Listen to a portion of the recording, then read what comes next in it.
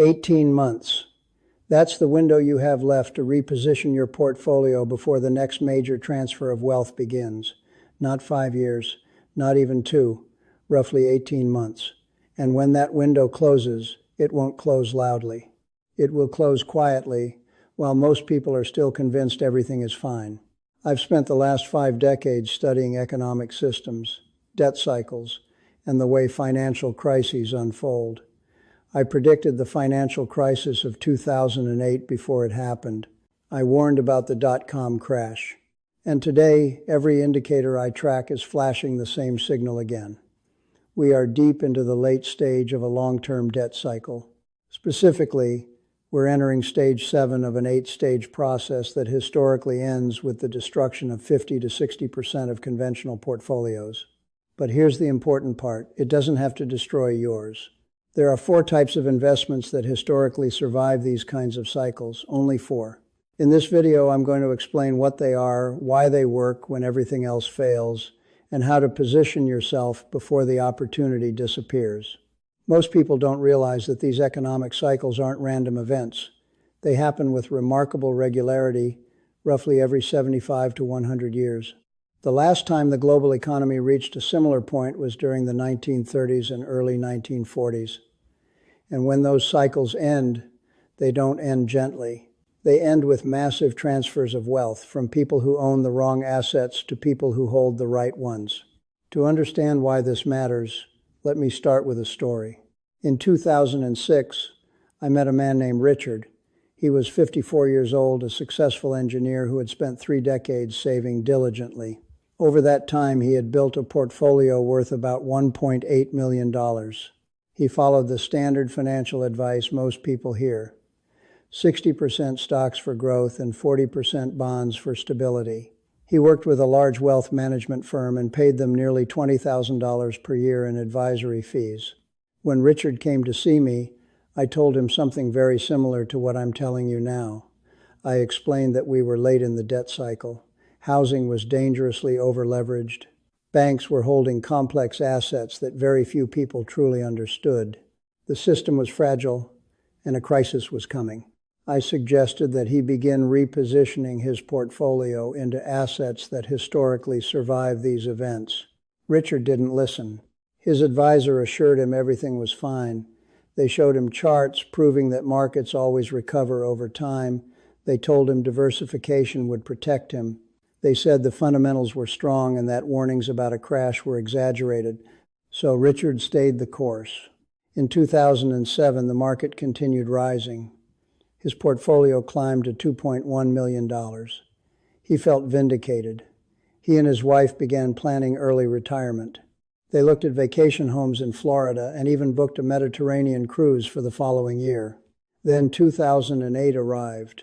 Over the next 18 months, his portfolio lost 54% of its value. That $2.1 million fell to roughly $970,000.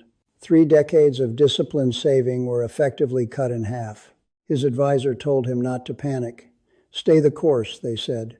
Markets always come back. But Richard didn't have the luxury of waiting indefinitely. He needed those savings to compound for retirement.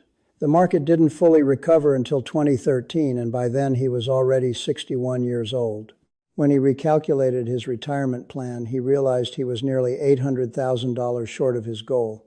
He postponed retirement, first to 65, then to 67, eventually to 70. I saw Richard again last year. He's 72 now, and he's still working. Not because he enjoys it, but because financially he has no other option. The Florida house never happened. The cruise never happened. The retirement he spent 30 years building toward disappeared in less than 2 years. And here's the hardest part to accept. Richard wasn't reckless. He wasn't irresponsible. He followed the advice everyone told him to follow. He trusted professionals. He diversified exactly the way the textbooks say you should. And it still destroyed him. Meanwhile, the advisor who told him to stay invested retired at 58 and now lives in Palm Beach playing golf 5 days a week. So let's talk about what's actually happening right now. The economy isn't chaotic. It behaves more like a machine. That machine runs on 3 main forces: productivity growth, short-term debt cycles, and long-term debt cycles. Productivity growth is simple. If society produces more value per person this year than last year, the economy expands. If productivity stagnates, growth slows. Short-term debt cycles are the familiar ones most people recognize. They typically last 5 to 8 years. During expansion, people borrow money and spend it. Businesses invest. The economy heats up. Eventually, inflation appears and central banks raise interest rates to slow borrowing. Spending declines, the economy contracts, rates fall again, and the cycle repeats. That's why recessions tend to occur every 7 to 10 years. But beneath those short cycles, there's a much larger one that most people never notice. The long-term debt cycle. Over decades, debt accumulates across the entire system. Governments borrow more, corporations borrow more, households borrow more. Each cycle adds another layer of debt on top of the previous one. Eventually, the burden becomes too large. At that point, the system reaches a stage where debts can no longer be serviced easily. Growth alone can't solve the problem. Interest rates can't be lowered further because they're already near historic lows. And that's exactly where we are today. And that brings us to the reality of where the system stands today. By 2026, total debt in the United States government, corporate and consumer combined, has surpassed $90 trillion. Government debt alone sits around $38 trillion, which is roughly 125% of the country's entire annual economic output. But the number itself isn't the real problem. The real problem is the cost of maintaining that debt. Right now, the federal government spends over $1 trillion every single year just paying interest on existing debt. Think about that for a moment. More money is being spent simply servicing past borrowing than on national defense, education, or infrastructure. That single fact tells you something important. When a government begins spending more on interest payments than on essential national priorities, the debt burden has reached a level that can't be sustained indefinitely. At that stage in the long-term debt cycle, there are only 3 ways the situation can resolve. The first option is default. Governments, corporations, or individuals simply stop paying what they owe. Loans are written off, bonds go unpaid. Businesses collapse. Wealth is destroyed almost instantly. The second option is restructuring. Debts are renegotiated. Imagine someone owes $100, but the lender agrees to accept $50 spread over a longer period. That may help the borrower survive. But for the lender, it means losing half their money. The third option is inflation. Instead of formally defaulting, governments reduce the real value of debt by printing money. If a government owes $100,000 and the value of the currency falls dramatically, that debt becomes easier to repay because the dollars used to repay it are worth less. Historically, central banks overwhelmingly choose this third option.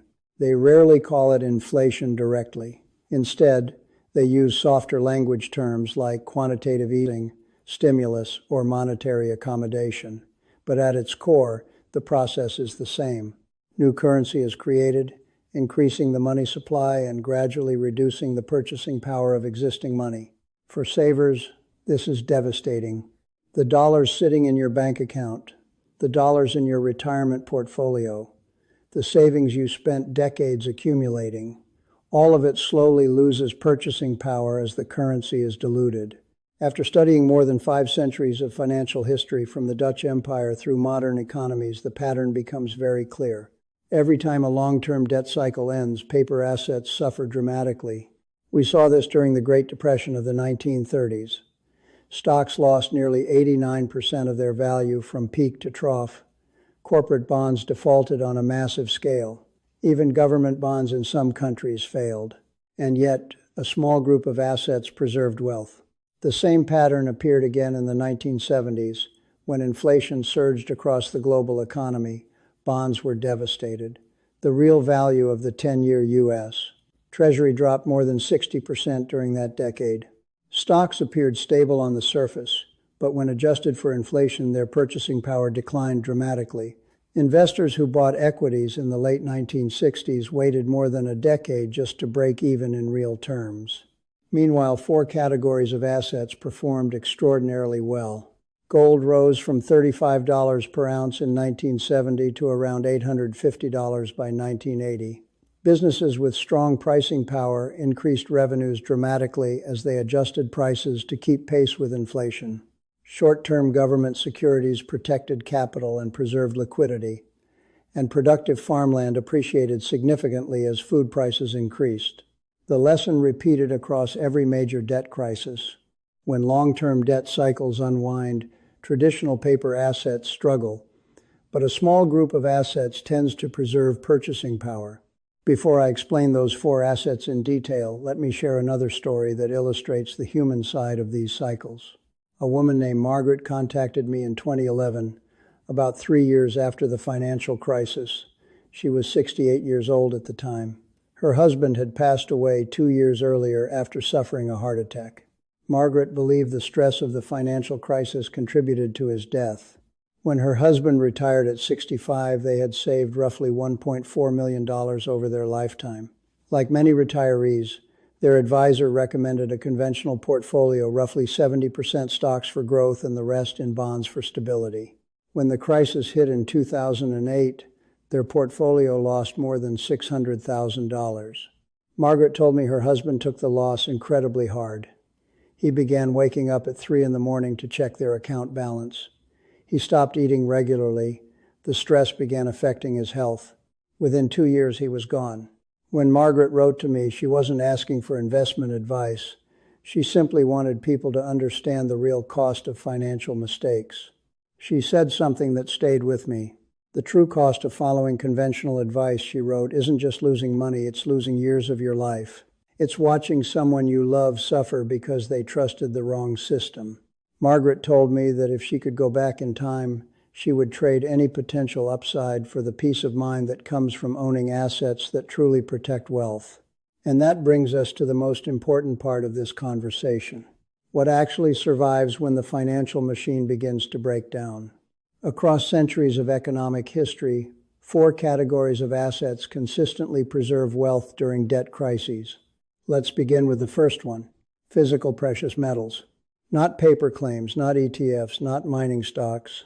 Actual physical gold and silver that you own directly. Actual physical gold and silver that you own directly. Throughout history, whenever currencies weaken or collapse, precious metals tend to hold their value. Gold in particular has served as a monetary anchor for thousands of years. Unlike paper currencies, it cannot be printed by governments, diluted by central banks, or created out of thin air. That's why gold functions less like a typical investment and more like financial insurance. Consider what happened during the inflationary crisis of the 1970s. At the beginning of that decade, gold traded around $35 per ounce. By 1980, it had reached roughly $850. That represents more than a 20-fold increase in value. An investor who placed $10,000 into gold in 1970 would have had roughly $240,000 10 years later. Compare that with someone who invested the same amount in the stock market during the same period. After adjusting for inflation, their purchasing power barely improved. The same pattern appeared again during the early 2000s. As central banks lowered interest rates and injected massive liquidity into the system following the tech crash and later the housing crisis, gold began another powerful rise. It moved from roughly $250 per ounce to around $1,900 over the next decade. More recently, even before the next crisis has fully unfolded, precious metals have already begun reacting to monetary stress. Gold has surged dramatically, and silver has often moved even faster during inflationary environments. This is why a portion of every defensive portfolio should include physical precious metals. Typically, a range of 10 to 15% of your liquid net worth is enough to serve as a strong hedge. The purpose isn't speculation, the purpose is protection. In good economic periods, gold often underperforms stocks. That's normal. Insurance rarely generates the highest returns when everything is going well. But when financial systems begin to strain and confidence in currencies weakens, gold tends to stabilize portfolios precisely when other assets struggle. There are several ways individuals can acquire physical metals. Many investors buy directly from reputable bullion dealers who ship coins or bars securely. Others prefer allocated storage services, where specific bars are held in professional vaults under the investor's name. For most people beginning their allocation, simple 1-ounce gold coins, such as American Eagles or Canadian maple leafs, are widely recognized and easy to store. Silver can also be purchased in bars or coins for additional diversification. The key principle is ownership. You want actual metal, not merely a paper claim on metal. Now let's move to the second asset category that tends to survive during inflationary debt cycles: businesses with pricing power. This concept is extremely important. During periods of high inflation, many companies struggle because their costs rise faster than their revenues. However, certain businesses possess the ability to raise prices without losing customers. These are companies whose products remain essential regardless of economic conditions. Think about industries that provide everyday necessities: food, healthcare products, utilities, and certain consumer staples. In the 1970s inflationary environment, while many stocks stagnated, some companies performed exceptionally well because they could increase prices in response to rising costs. Energy companies are a clear example. As oil prices increased dramatically during that decade, companies that owned oil reserves saw revenues soar. Another example is consumer staples, businesses that produce products people buy regardless of economic conditions. Companies that manufacture household necessities like cleaning products, personal care items, or basic food supplies often maintain strong demand even during economic turbulence. Utilities represent another sector with significant pricing power. These companies typically operate within regulated frameworks that allow them to pass rising costs on to consumers while maintaining stable profit margins. Healthcare companies also often retain strong pricing power because medical products and services remain essential even during economic downturns. What matters here is not speculative growth, but durability. Businesses with strong brands, essential products, and consistent cash flow can often adjust their pricing to maintain profitability even as inflation rises. For investors, this means allocating a meaningful portion of their portfolio to companies that have demonstrated the ability to survive multiple economic cycles. A practical way to identify such businesses is by looking for companies that have consistently increased their dividends for decades. Firms that have raised dividends for 25 years or more, often called dividend aristocrats, have proven their resilience across recessions, inflationary periods, and market shocks. These companies usually share several characteristics: stable demand for their products, strong balance sheets, and reliable cash generation. For many portfolios, allocating roughly 30 to 35% of assets into businesses with durable pricing power provides a strong foundation during uncertain economic periods. But there's a third asset category that plays an equally important role in protecting wealth during financial crises. And interestingly, it's one of the most overlooked: short-term government securities and cash. At first glance, this might sound boring. Many investors hear the word cash and immediately think of lost opportunity or low returns. But during financial crises, liquidity becomes one of the most powerful assets you can hold. Cash gives you optionality. It gives you the ability to act when everyone else is forced to react. During periods of financial panic, assets that were once considered valuable often become deeply discounted. Investors who are over-leveraged or fully invested have no choice but to sell. But investors who hold liquid capital can step in and buy high-quality assets at extraordinary prices. We saw this clearly during the 2008 financial crisis. In the depths of the panic, strong corporate bonds from reliable companies were trading at around 60 cents on the dollar. Investors who had cash available were able to buy those bonds, and within a year, many of them returned to full value. That represented gains of 60% or more with relatively limited long-term risk. The same pattern appeared during the COVID market shock in early 2020. Global stock markets dropped more than 30% in a matter of weeks. Fear dominated headlines. Investors rushed to sell. Those who had liquidity were able to deploy capital near the bottom and capture extraordinary rebounds in the months that followed. This illustrates an important principle. The people who benefit most during crises are rarely the smartest or the most informed. They are the ones who remain the most liquid. Liquidity creates opportunity. That is why a defensive portfolio typically includes roughly 20 to 25% in short-term Treasury securities or cash equivalents. Short-term U.S. Treasury bills are particularly attractive because they are backed by the U.S. government and carry minimal default risk. These securities generally mature within 90 days to 2 years, which means your capital remains accessible and flexible. In addition, short-term government securities often provide modest interest income. In recent years, yields have hovered around 4 to 5% levels not seen in over a decade. While that return may not significantly outpace inflation, the real purpose of this allocation is stability and flexibility. Think of it as dry powder. It sits quietly in your portfolio, preserving capital while waiting for moments of opportunity. When markets panic and valuations collapse, that cash becomes your strategic advantage.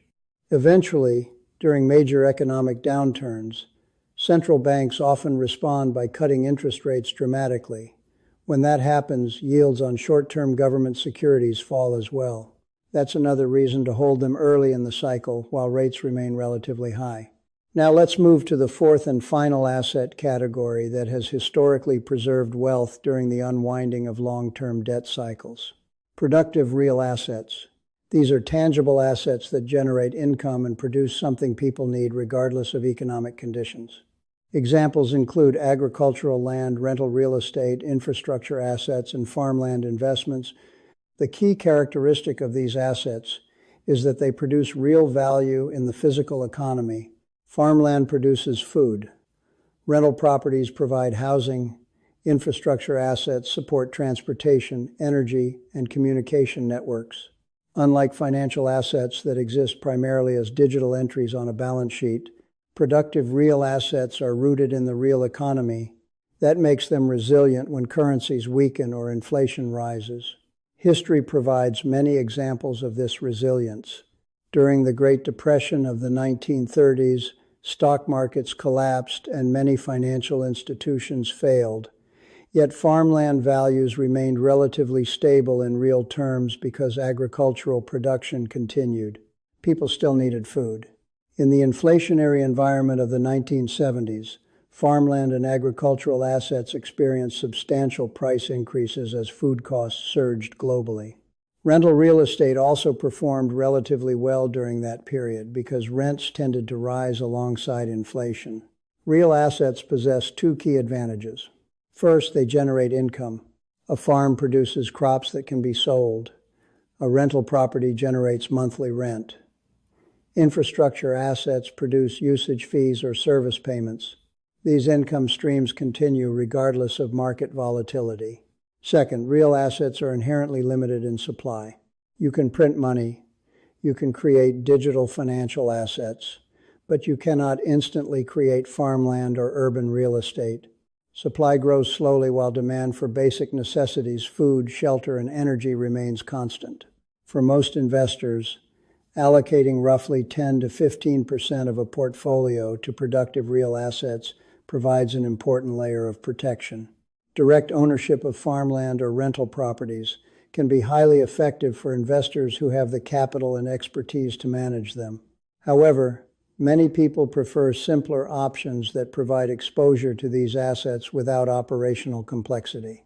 Real estate investment trusts, often called REITs, allow investors to participate in income-producing real estate portfolios through publicly traded securities. Some REITs specialize in agricultural land, leasing farmland to farmers who produce crops.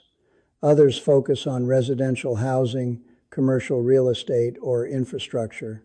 These structures allow investors to benefit from real asset exposure while maintaining liquidity. When you step back and look at the entire defensive framework, the pattern becomes clear. Across centuries of economic cycles, these four categories consistently preserve purchasing power when debt systems become unstable. Precious metals provide protection against currency debasement. Businesses with pricing power maintain profitability during inflation. Short-term government securities provide liquidity and stability. Productive real assets generate income from essential goods and services. Together, they form a resilient foundation for navigating periods of financial uncertainty. But understanding these assets is only part of the equation. The next challenge is knowing how to reposition a portfolio effectively without making emotional decisions or drastic mistakes. And that's where most investors get it wrong.